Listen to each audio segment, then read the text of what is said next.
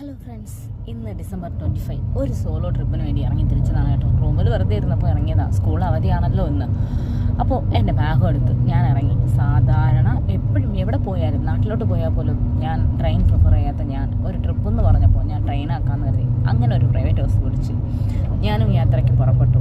എവിടെയാണെന്നറിയോ? അത് അവസാനം പറയാം വീഡിയോയിൽ.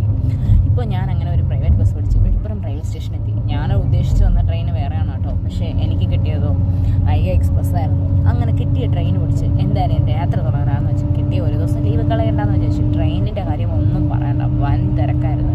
ഒന്ന് ഇരിക്കാനോ നിൽക്കാനോ ശ്വാസം വിടാൻ പോലും സ്പേസ് ഇല്ല, അത്രയ്ക്ക് വൻ തിരക്കായിരുന്നു.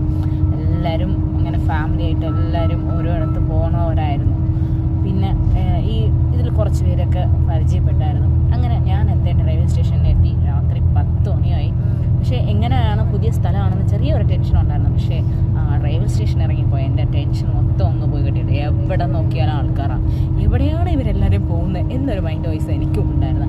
അങ്ങനെ റെയിൽവേ സ്റ്റേഷനിൽ പുറത്ത് വന്നപ്പോൾ നമ്മളെ സർക്കാരിൻ്റെ വുമൻസിന് ഫ്രീ ബസ് ഉണ്ടല്ലോ തമിഴ്നാട്ടിൽ, ആ ബസ് കിട്ടി. അങ്ങനെ ആ ബസ് കയറി ഒരു സീറ്റ് നോക്കിയിരുന്നപ്പോൾ വിൻഡോ സീറ്റ് തന്നെ കിട്ടിയ സീറ്റ് സമാധാനമായി തിരിക്കുകയായിരുന്നു. നല്ല ക്ഷീണം ഉണ്ടായിട്ടോ, ട്രെയിനിൽ അമ്മാതിരി അവസ്ഥയായിരുന്നു. അങ്ങനെ ബസ് എടുത്തു. ഞാനും എത്തേണ്ട സ്ഥലത്തെത്തി. ഈ സ്ഥലമാണെങ്കിൽ കേരളത്തിലുള്ളവർക്കും തമിഴ്നാട്ടിലുള്ളവർക്കും ഭയങ്കര ഇഷ്ടമുള്ള സ്ഥലമാണ്. ഞാൻ എവിടെയാണ് നിൽക്കുന്നത് നിങ്ങൾക്ക് മനസ്സിലായിട്ടുണ്ടോ? നെക്സ്റ്റ് വീഡിയോയിൽ കാണാം. ബൈ.